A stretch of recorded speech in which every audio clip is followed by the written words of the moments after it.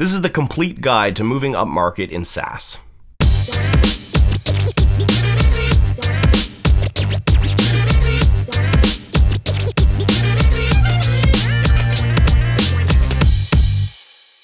On this episode of LTV, I'm talking about why you should consider a move up market to sell to larger companies and what marketing and product challenges lie ahead. Part of what makes SaaS so attractive is the ability to rapidly build a product that generates recurring revenue. It's entirely possible to bootstrap your way to thousands of monthly paying customers and millions of dollars in revenue, who all require minimal sales and support. It's really as close as you can get to passive income. Inevitably, most SaaS companies hit the same wall sooner or later. Growth stalls, usually around 5 million in ARR. And there are a few reasons for this. First off is churn. So smaller customers, say freelancers who pay $19 a month for your tool, they just churn at a much higher rate than larger customers. And churn eats away at recurring revenue. Right? You face the leaky bucket problem where you need to bring in thousands of new customers every year to replace the thousands who have canceled their subscription. Secondly, customer acquisition cost, or CAC, is going up just across the board in general. Paid advertising is becoming more expensive. More people are ignoring email, and inbound marketing, it's just getting harder to break through the noise. So if you need to spend more to acquire a customer than they ever pay you back in revenue, well, you just don't have a business. So what is there to do? Well, enter the move up market. It's a common way that SaaS companies tackle this problem. Here's why it can be effective. Larger companies who pay more for your product churn at a much lower rate than small companies at a lower price point do. They also bring in substantially more revenue over their lifetime as a customer. Christoph Jantz, who's an investor at 9 Point Capital, he wrote about this in his seminal blog post from 2014, and it was called 5 Ways to Build a $100 Million Business. In it, he likened selling to customers like hunting different sized animals. Apologies in advance to any animal lovers out there. So bunnies are customers that pay you only $1,000 a year. They're really easy to catch, and there's a lot more of them. But then, like bunnies, they don't really have a lot of meat on their bones. Elephants, on the other hand, are big customers, and they might pay you 6 figures or more per year in revenue, but they're also tough to find, and they require large teams to bring them down. Now, if you can do it, they'll feed you for a long time. But there's a happy medium, and that's deer. So he likened the analogy of mid-market customers to deer. So they're the ones who might pay you 5 figures a year, say 10 to 20K, and there's a lot of them. They require a bit more work than bunnies, but not that much more, and it's just worth it in the long run. For example, if your customer pays you $19 a month and they churn at 5% each month, you're going to lose 60% of your customers in a year, and their lifetime value is only going to be about $342. That means that you would have to spend a fraction of that per customer on acquisition, which is really difficult. Now, on the other hand, if your customer pays you $250 a month and they churn at only 2%, they're going to bring in over $10,000 in their lifetime. And suddenly you can afford to spend a lot more to get those customers. You can spend more in sales and marketing, and you don't need as many to replace each year because less of them are churning out. Now, taking it further, if you sell your product for $2,000 a month or $24,000 per year with a churn rate of only 1% or less, well, those customers are going to bring in $170,000 in their lifetime. And that doesn't even account for expansion revenue, where your customers gradually pay you more over time. So if you take that approach, growing your MRR will be much easier with a higher priced product. Add to that, and you're going to have less competition selling to the mid-market and enterprise because there's simply less and fewer SaaS companies targeting those customers. Larger businesses looking for a solution have less to choose from because there's less product built for their needs. So all this sounds great, but like anything in life, if it was easy, everybody would do it. And the reality is that moving up market is not without its pitfalls and challenges. I know this from experience because Proposify has been gradually moving up market for the past 2 years, and I have the battle scars to prove it. Now, the number one challenge is that your business has to evolve from its origins and its original customer base to serve a larger customer. These ones have different product requirements, different expectations on sales motions, and tiering of customer support. There's also a cultural shift that companies like us would have to undergo during this time to move from a company that's product-led to more sales-driven. Now, this evolution can take years to get right, so be sure this is something that you really want to do, as it's going to slow you down in the meantime. So I'm now going to tackle the key areas where you're going to need to make the biggest changes as an organization, and maybe some ways that you can get started and dip your toes into the water. So first of all, let's talk about product. Product is, maybe arguably the biggest thing that will need to change as you move up market. Now, up until now, your product took off because it satisfied a need for small business customers with only a handful of seats, or maybe just one seat. Maybe it let them send invoices, manage projects, or store their contacts. They like it because it's simple, it's easy to use, and it does exactly what they need and nothing more. And maybe they signed up to a free trial, they used it, they realized its value without ever needing to talk to a sales rep. Once in a blue moon, they'll run into a glitch, and they'll reach out to support, who emails them with a fix the next day, and they're totally happy with that. They happily promote your product to others, and especially if there's an incentive like a free month of usage in exchange for a review or a social share. So this is all well and good, but if you hope to sell this to a larger company at a higher price point, you'll begin to notice some holes in your product that need to be filled. Now, generally speaking, the features you'll usually build on or improve are as follows. So there's permissions. You usually don't need to think about this when you're only serving small customers with a handful of seats, but on a larger account with bigger companies, they need to control what people in the account are able to see and do. They need to be able to lock down access at a very granular level. Next is security. So large companies are much more concerned about advanced security than smaller companies. And they often want things like two-factor authentication, where you have to log in from two different devices to make sure that the right person has access. They usually will have IT departments who are involved in procurement. They'll want to jump on the phone and talk to your maybe your CTO about hosting infrastructure, security practices, GDPR, data storage, all these different things. If your CTO hasn't been thinking much about security up until now and doesn't have those practices documented, well, you're just going to lose deals to the dreaded IT guy. Next thing is workflows and workspaces. So generally speaking, large customers want to make their organization more efficient, which is just more complex at scale. How does your SaaS product look when there are hundreds of users, maybe spread across multiple teams or territories, creating thousands of, say, documents or projects? Are there triggers in place that make that more automated so your customers can configure it so things like approvals happen much easier? All that needs to be thought of when you're selling to larger companies. Integrations, right? So large customers use other SaaS products for their complex needs. And some are well-known enterprise tools like Salesforce, maybe SharePoint, Box.com, or Marketo. Others may be more obscure platforms or even custom-built in-house tech. And guess what? Your product has to integrate seamlessly with all those, and not just and integrate really deeply, not just at a surface level. Finally, admin tools and reporting. So with your larger customers, there's always different types of people within an organization using it.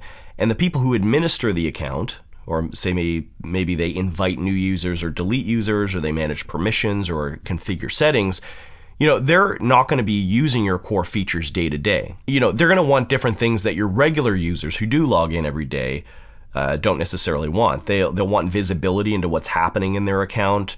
You'll notice that the features your small customers love are completely unneeded by the bigger customers.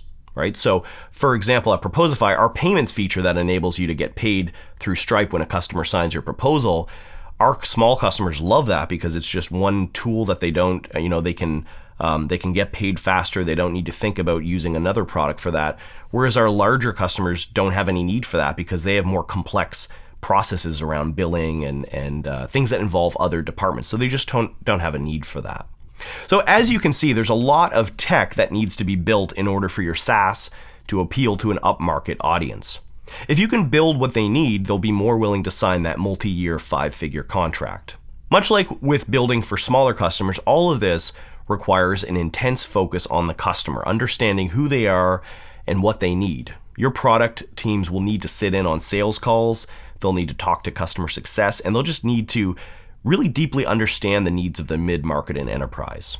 There's less room to go wrong too when you're building product for these customers. Unlike with SMBs where, you can put out raw, kind of buggy, unfinished features to your whole customer base and just wait for the feedback to come rolling in, there just isn't that margin for error with the larger customers, right? They have more at stake. They have less patience for errors. So this whole idea of move fast and break things just doesn't apply really when you sell into mid-market and enterprise. So what you're going to have to do is you're going to have to test out new product ideas and beta features with smaller groups of customers first, get feedback and improve them before shipping it out to your largest customers. So that was product. Now let's move on to positioning. Now, positioning is a deep topic that I could spend a lot of time talking about, but I'll keep it simple. The way that you're positioning your product to bunnies will have to change substantially when you start selling to deers or elephants. The basic reason for this is that buyers at these organizations have different needs. They care about different things and they buy software differently. $10K a year for a software product isn't going to break the bank for them, but they won't give it a passing thought or invest any of their time with procurement processes unless it's solving a big pain that their organization is experiencing. It's impossible to get their attention if you're just selling a simple tool that solves a small or minor inconvenience. It has to speak to a deep problem that the company really cares to solve. And if you're a solution to a problem costing them millions, well, you can easily charge six figures for it. If they go on your website and it looks like it's made for tiny customers, they'll just move on, right? So remember, great marketing isn't when you understand your customer, it's when customers feel understood by you. When they go to your website, they have to feel like this company gets me. They made this just for me. Positioning involves knowing who your perfect customer is, who are the various buyer personas within that organization, and what do each of them care deeply about, what problem is your product solving, and how are customers currently solving it? And why is your product better than the alternative? Then once you know that, you have to articulate why you're different in a way that resonates with them. Like a lot of things, positioning is never set it and forget it. You should review your positioning at least once per quarter and see if there's any new data that's come to light that informs how you're positioning yourself. Let's talk about pricing. So much like with positioning, pricing is a deep topic, but often doesn't get enough time and attention within companies. They'll usually set it and forget it, right? And they'll maybe experiment with it every now and then. They'll throw a new pricing plan at the wall and see what sticks. And then months will go by and they'll investigate to see if it's working. Now, I'm going to do a whole other video in the future about pricing changes at Proposify and what we went through, but here's a couple tips to keep in mind as you move up market. So number one is don't cap your own pricing. A big problem that we had as we moved up market was that our largest tier of pricing was capped at $3,000 a year, which we thought was a lot of money at the time. We also offered unlimited users on the large plan, thinking that the value for money was just too good to pass up for these customers. And the problem here is that, your pricing should be designed to grow with your customers, meaning that as your customers grow, so does the amount that they pay out, right? Don't cap yourself.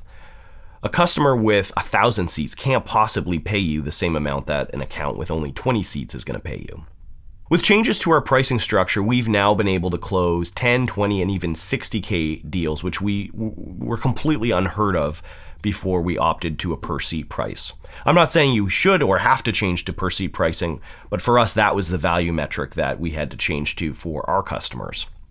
All right, let's talk about sales. This will be the biggest shift in culture that you need to make as you move up market to sell to these deers and elephants. Up until now, customers would find you through a Google search or click an ad, they'd view your website, maybe sign up to a trial, and then if they got value from their product, they'd begin paying you. And it just doesn't work like that in the mid-market and enterprise. Leads expect to be able to talk to a salesperson. They want to be demoed, sometimes they want to buy proof of concept, they'll sometimes want professional services, custom service level agreements, and all of this requires people and time, of course. Now, you're going to need to build out a sales team and sales processes, which is incredibly difficult to do, especially if you've never done it before. Here's a few lessons I've learned in the last couple of years about that. So always start selling yourself. Founders are usually the best at selling their products in the beginning because they know their customers really well. They know why they built it. And, let's face it, people tend to listen more to people with founder and CEO in their titles. It's a bit of an unfair advantage. Now, you've got to lay the groundwork where this will help your salespeople that you eventually hire to fill your shoes. You're figuring out what works and what doesn't. Now, when it comes time to hire salespeople, start out with a couple. Because when you're starting out, you're going to want to hire a couple scrappy salespeople to help figure out the process. The advantage with two is that if one of them is getting results and the other isn't, then you can dig in and figure out what the successful rep is doing differently. If both are failing, then probably something deeper is at work, i.e., you don't have product market fit.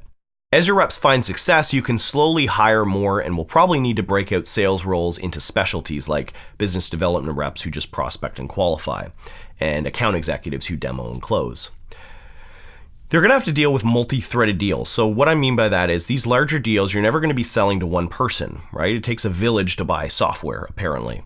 At Proposify, we've identified the following buyer personas during the sales journey, and these examples are just fairly standard across the board in terms of roles, right? So you've got your champion. This is the person who was looking for a solution. They found you and they want to buy your product. Getting them sold isn't really the hard part. It's getting them to sell it internally up the chain. The next role is the decision maker. So these are the people who hold the budget and they ultimately have sign-off authority. They might be C-level, they might be VP. They're often not going to sit in on demos. They want their direct report, the person who your champion is, to sell them on it. Influencers are the people who help or hurt your deals, but they'll never use it. So they may include legal, privacy, or as I mentioned before, the dreaded IT guy. Implementers are the people responsible for getting your product rolled out within the company. They'll work closely with your customer success team, more on that in a bit, but will still be involved, near the end of the sales process. Users. So we finally got to the actual people who are going to use your product day in and day out. So if all of that seemed really complex, it's because it is. Your salespeople need to understand how to navigate these multi-threaded deals and create a sense of urgency so that prospects buy and sales cycles don't take too long. Let's talk about proof of concept. They're a necessary evil, and I hated them at first. In fact, I still do. But many customers just won't roll out your product to their entire organization until they've had a chance to try it on a smaller test group. Enter the proof of concept. Another name for this could be a land and expand deal. So these are the smaller deals for a limited number of seats for, let's say, 3-month period. And if the POC goes well, then they'll sign the annual contract for the full amount of seats. With these larger companies, you're going to be dealing with manual payments. So customers at the 10K and up price point often aren't going to put in their credit card and just get automatically billed, which means that you're going to need to invoice them, accept a manual payment like a check or bank transfer, and then collect on it. And this just adds yet another layer of processing complexity. With upmarket audience, multi-year deals are a thing. Now, because procurement is time consuming and many large customers are fine with being locked into a 2 or 3 year contract, they're fine with this, especially if they get a locked-in price. Now, this can help mitigate churn even more so, although it's not quite revenue on the book. So I tend to not really care too much about multi-year deals if it means that the rep had to heavily discount to get the deal closed. And finally, customer success. It's just as important as sales. Customer success, they're the ones who are going to onboard, renew, retain, and expand those accounts. This is a mission-critical function of any business serving the mid-market and enterprise. I've made 2 videos already about customer success, so if you're curious to know more, go and watch those. But let's just summarize. So moving up market has a massive upside. It can transform your SaaS business into just a scaling empire. But, fewer startups do it for a reason. It's difficult, it adds more complexity, and it requires more people and processes to do it right. Hopefully this episode helped you understand more about what's involved. If you've liked this episode, it would mean a lot to me if you shared it and left a comment below to tell me what you think. And thanks for watching. This episode of Lifetime Value is brought to you by Proposify. Proposify improves sales productivity so your team spends less time creating proposals and more time selling. Start your free trial at proposify.com. And be sure to hit the subscribe button so you never miss a single episode.